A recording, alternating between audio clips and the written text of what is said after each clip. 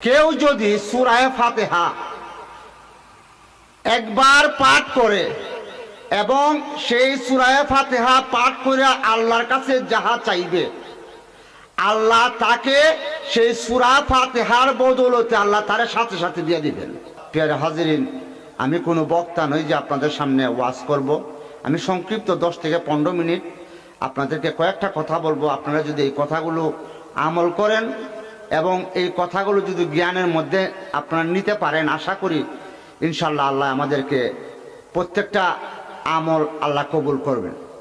প্রিয় হাজিরিন, আমরা এখানে একটা মাদ্রাসা করা হয়েছে। এখানের মধ্যে মাদ্রাসার মধ্যে ছোট ছোট বাচ্চারা আছে, কোরআনের হাফিজ হইতেছে। এখানে কারি সাহেব আছেন। আমি কারি সাহেব যদি হয়ে থাকেন বা হাফেজ যদি হয়ে থাকেন, আমি ওনাকে এবং আপনারা যারা আছেন তাদেরকে উদ্দেশ্য করে বলবো যে আমরা প্রত্যেক নামাজের মধ্যে আমরা আলহামদু সূরা পড়ি। খাজা মঈনুদ্দিন চিশতি রাহমাতুল্লাহ আলাইহি উনি বলছেন, কেউ যদি সূরা ফাতিহা একবার পাঠ করে এবং সেই সূরা ফাতিহা পাঠ করে আল্লাহর কাছে যাহা চাইবে, আল্লাহ তাকে সেই সূরা ফাতিহার বদৌলতে আল্লাহ তার সাথে সাথে দিয়ে দিবেন। এখন উনি আবার বলছেন, যদি তোমার এই সূরা ফাতিহা পড়া যদি কবুল না হয়, তোমার দোয়া যদি কবুল না হয়, তাহলে হাসরের মাঠে আমার পাঞ্জাবির মধ্যে তোমরা ধৈর্য আটকাইয়া বলবা যে আমি সূরা ফাতিহা পড়ে আল্লাহর কাছে চাইছিলাম, আমার দোয়া কবুল হয় নাই। খাজা বাবা বলছেন। এখন কথাটা তো খাজা বাবা কি মিথ্যা বলবেন? আসলে খাজা বাবা বলছেন একটা হাকিকত জেনে বলছেন। আমি সেই হাকিকতটা আমি বলবো যে আমরা যদি এইভাবে সূরা ফাতিহাটা পড়ি, তাহলে আল্লাহ আমাদের সূরা ফাতিহাটা কবুল করবেন। যেমন আমরা সূরা ফাতিহার আগে আমরা নামাজের মধ্যে আল্লাহু আকবার বলি। এই দেখেন, আল্লাহু আকবারের মধ্যে একটা শয়তানের নাম আছে। কেউ কেউ বিশ্বাস করবেন? আসলে আমরা অনেক সময় আল্লাহু আকবার আল্লাহু আকবার আমরা বলি না এইভাবে, আল্লাহু আকবারে আমরা একসাথে করে ফেলি।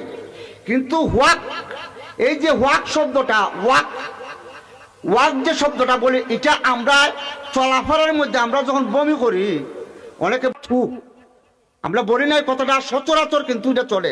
কিন্তু ওয়াক থুটা আমরা কেন বলি? আসলে ওয়াক অর্থ থু দেওয়া। নবী করিম সাল্লাল্লাহু আলাইহি ওয়াসাল্লাম বলছেন, নামাজের মধ্যে বা এমনি যদি কোনো শয়তানে তোমাদেরকে ওয়াসওয়াসা দেয়, তাহলে তোমরা বাম দিকে তাকাইয়া থুতু দিবা। থুতু দিলে শয়তান চলে যাবে। তাহলে বোঝা যায় ওয়াকটা হলো একটা শয়তানের নাম, যা খাজা বাবা বলছেন। তাই আমরা আল্লাহু আকবার না কয়ে সেটা যদি আমরা বলি আল্লাহু আকবার, সহিহ হলো এইভাবে উচ্চারণ করা, আল্লাহু আকবার। আলিফটা আমরা উচ্চারণ করি না, আমরা কি কই? আল্লাহু আকবার। আলিফ কি উচ্চারণ হইল? তাই আলিফ যখন উচ্চারণ হইল না, আমাদের আল্লাহু আকবারটা কবুল হইল না। তাহলে কি আমাদের নামাজ কবুল হইল?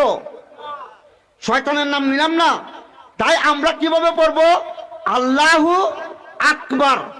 এই যে বলে আল্লাহু আকবার হইলে আমরা, কিন্তু এই জিনিসগুলা একটু যদি জ্ঞান দিয়া চিন্তা করেন, আল্লাহু আকবার না কইয়া আল্লাহু আকবার আমরা বলবো। এই জিনিসটা আল্লাহু আকবার উচ্চারণ করবো এইভাবে। 2 নম্বর সূরা ফাতিহা। সূরা ফাতিহার মধ্যে 7টা শয়তানের নাম আছে। আমরা অনেকেই জানি কিনা জানি না, অনেক আলেম ওলামা আছেন হয়তো ওনারা জানেন। কিন্তু শয়তানটা আসলে এখানে আমাদের মুখ্য বিষয় না। মুখ্য বিষয়টা হলো এই নামগুলা যদি আমরা মনে রাখতে পারি, আর এই নামগুলা মনে করে এই শয়তানের নামগুলা যদি আমরা না বলি, তাহলে সূরা ফাতিহাটা আমরা কারি সাহেবরা যেভাবে পড়েন, কারীরা সূরা ফাতিহা পড়েন না, কারীরা যেভাবে শুদ্ধভাবে পড়েন সেইভাবে আমাদের সূরা ফাতিহাটা পড়া হয়ে যাবে। আপনারা জানতে চাননি 7টা শয়তানের নাম? এই নামগুলা মনে রাখবেন, আর মনে করে এই নামগুলা যেন সূরা ফাতিহার মধ্যে আমরা না বলি। 1 নাম্বার হলো দুলিল, 2 নাম্বার হিরব, 3 নাম্বার কিউ, 4 নাম্বার কানা, 5 নাম্বার কানাস, 6 নাম্বার তাল, 7 নাম্বার হলো গায়। এখন কিভাবে এটা পেরা হাজিরিন মনে রাখবেন নামগুলা। আমরা হই আলহামদুলিল্লাহ। আসলে কোরআন শরীফ যারা পড়েন তারা দেখবেন আলহামদু আল্লিল্লাহ কিন্তু এটা দুইটা শব্দ। আমরা একখানো আলহামদুলিল্লাহ, তো দুলিল্লাহ, দুলিল, এই যে দুলিলটা বলি, এই দুলিলটা একসাথে হয়ে যায়, তাই আমরা উচ্চারণ করব আলহামদুলিল্লাহি। এখন দেখেন আমরা আলহামদুলিল্লাহি রাব্বিল, হিরাব্বিল, এই যে হিরাব্বিলটা আমরা একসাথে করে ফেলি, কিন্তু আমরা বলবো এইভাবে আলহামদুলিল্লাহি রাব্বিল আলামিন। তো লিল্লাহির সাথে হির সাথে আমরা রাব্বিলটারে যেন একসাথে না করি। তাহলে একটার নাম পাইলাম আমরা দুলিল, দুলিলটা বললাম না আলহামদুলিল্লাহি রাব্বিল, তাহলে হিরাব্বিল হয়ে যায় না একসাথে করলে, তাহলে হিরব, হিরব হয়ে যায়। তাই হিরবটা আমরা বলবো না, আলহামদুলিল্লাহি রাব্বিল আলামিন আর রহমানির রহিম মালিক ইয়াউমিদ্দিন। এই যে কিউ ইয়াউমিদ্দিন একসাথে লাগাই ফেলি, কিন্তু এটা উচ্চারণটা হবে মালিক, মালিক বইলে সেটা আমরা মুখটাকে বন্ধ করতে হবে। মালিক ইয়াউমিদ্দিন একসাথে লাগানো যাবে না, মালিক ইয়াউমিদ্দিন। এরপরে কই ইয়া কানা বুধু, কানা, কানাটা একসাথে লাগাই ফেলে। আসলে কানা কোরআন শরীফে দেখবেন সূরা ফাতিহাটা পড়বেন যারা জানেন, কানাটা একসাথে লাগান না। ইয়াকা নাবুদু, আমরা কানা কইলাই না, ইয়া কানা বুধু, আসলে ইয়াকা নাবুদু ওয়াইয়াকা নাস্তাইন। তাহলে কানা, ইয়া কানা, ওয়াইয়া কানাস, আমরা এইভাবে পড়ি, কিন্তু বলতে হবে ইয়াকা নাবুদু ওয়াইয়াকা নাস্তাইন ইহদিনাস সিরাতাল কই, তাল কই আমরা তাল নাই, এটা হলো তোয়া। ইহদিনাস সিরাতাল মুস্তাকিম সিরাতাল লাযিনা আনআমতা আলাইহিম, আমরা কই গায়রিল, গাই, আসলে এটা গাই না, এটা গোয়া, গোয়াই, গায়রিল মাগদুবি আলাইহিম ওয়ালাদ-দাল্লিন। তাহলে পাইলাম না আমরা 7টা নাম। মনে রাখবেন এই জিনিসটা, এই জিনিসটা যদি খেয়াল করে, খাজা বাবা বলছেন যদি কেউ সহি শুদ্ধভাবে সূরা ফাতিহা, তাহলে কি পাইলাম? দলিল, আলহামদুলিল্লাহ, দুলিল্লাহ, দুলিল্লাহ যে কই এটা হলো দলিল। উচ্চারণ করবো আমরা আলহামদুলিল্লাহি, পরেরটা হিরব, আলহামদুলিল্লাহি রাব্বিল আলামিন। আর আমি শুদ্ধভাবে পড়ি, আপনারা দেখেন 7টা শয়তানের নাম হবে না।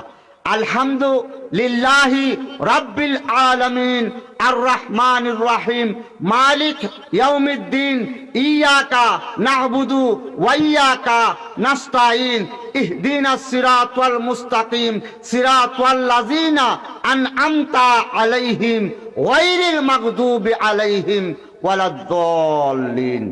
আমিন, কবুল করো। এখন বলেন তো, খাজা বাবা যে বলছেন যে আলহামদু সূরা যদি এইভাবে যদি আমরা স্মরণ করে পড়ি আমাদের দোয়া লাগে, কারণ হযরত আলী কারামাল্লাহু ওয়াজহুর ছাত্র ছিলেন যিনি মুফাসসিরে কোরআন, সমস্ত কোরআনের যিনি মুফাসসির ছিলেন প্রথম আব্দুল্লাহ ইবনে আব্বাস। আব্দুল্লাহ ইবনে আব্বাস আলী কারামাল্লাহুকে জিজ্ঞেস করলেন, হে আলী, কোরআনের সারমর্মটা কি? বলে কোরআন হলো সারা পৃথিবীতে যাহা কিছু আছে, সারা জাহানের মধ্যে যাহা কিছু আছে সমস্তটাই কোরআনের মধ্যে আছে, এবং কোরআনের মধ্যে যাহা কিছু আছে তাহার সারমর্ম সূরা ফাতিহার মধ্যে আছে, এবং সূরা ফাতিহার মধ্যে যাহা আছে তাহা আছে বিসমিল্লাহির রহমানির রহিমের মধ্যে। তাহলে প্রিয় হাজিরিন, অনেকে কইবেন যে আমরা বাংলাদেশও আম, জাম, কাঁঠাল, লাউ কত রকমের ফল আছে, কোরআন শরীফে কয়টা ফলের নাম লেখা আছে কেউ গণছেননি? বড় জোর 10টা, বড় জোর 10টা, বেহেশতের মধ্যে আরো বেশি হইতে পারে যারা গবেষণা করে পাইছে আমার জানা মতে। এখন দেখেন, এখন যদি হয় বাংলাদেশের 8টা ফল আছে, আমি বেহেশত গিয়ে কিতা করতাম? হইতে পারে না? বাংলাদেশে তো হাজার হাজার ফল আছে, আমি বেহেশতের ফল খাই কিতা করতাম। আসলে কোরআন শরীফেও বাংলাদেশে সারা পৃথিবীতে যত ফল আছে সমস্ত ফল থেকে বেশি ফল কোরআন শরীফের মধ্যে লেখা আছে। এখন আমরা দেখতে পারি না, আমরা বুঝতে পারি না। 1,24,000 পয়গম্বরের নাম কি কোরআন শরীফ আছে? মাত্র 28 জনের নাম আছে। এখন যদি কেউ বুঝে 1,24,000 পয়গম্বরের নাম কোরআনের মধ্যে খুঁজে পাওয়া যাইব। আমরা কি জ্ঞান আছে কোরআন বুঝার? যারা ইলিম, দেখেন ইলিম আর দুইটা জিনিস, একটা হলো ইলিম আর একটা হলো আমল। ইলিম লিখতে গেলে আলিফ লাম মিম ইলিম, আর আমল লিখতে গেলে আলিফ মিম লাম। এখন ইলিম আছে আমল নাই, আবার আমল আছে ইলিম নাই।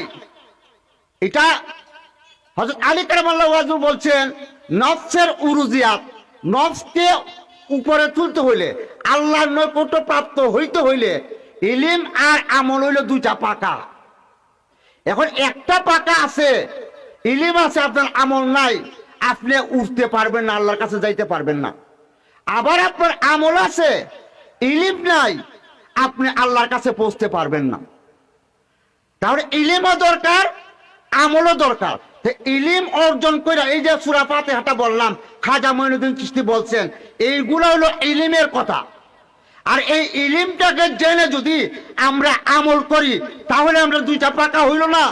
এই দুইটা পাকা দিয়ে যদি আমরা এইভাবে সূরা ফাতিহা পড়ি, আল্লাহ রাব্বুল আলামিন আমাদের প্রতিটা সূরা ফাতিহার কারণে আল্লাহ আমাদের দোয়াকে কবুল করবেন।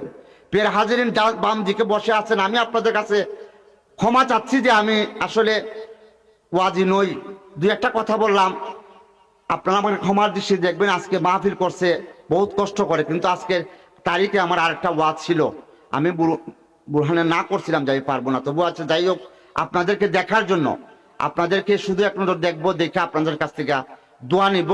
আমি অসুস্থ, আপনারা আমার জন্য খাস করে দোয়া করবেন। অনেক বড় আলেম আসবেন আজকে এখানের মধ্যে, আর আল্লাহ যদি দেয়, আমি বোরহানকে বলছি, মাদ্রাসাটা করছে, মাদ্রাসার তরফ থেকে যদি আপনারা গ্রামবাসীরা এবং আমিও এটার মধ্যে যত কান পাই আমি সহযোগিতা করব। আগামী মাহফিলে আমরা সবাইকে নিয়ে, এই গ্রামবাসীদের সবাই সাথে যোগাযোগ করে আমরা একটা বড় মাহফিলের একটা আয়োজন করব। বড় বড় আলেম, যারা ইলিম অর্জন, যেসব আলেম আছেন, যাদের কাছ থেকে আমরা কিছু শিখতে পারবো, সেই সব আলেমরা আমরা দাওয়াত দিব। আল্লাহ যেন আমাদেরকে কবুল করেন। আসসালামু আলাইকুম ওয়া রাহমাতুল্লাহি ওয়া বারাকাতুহু।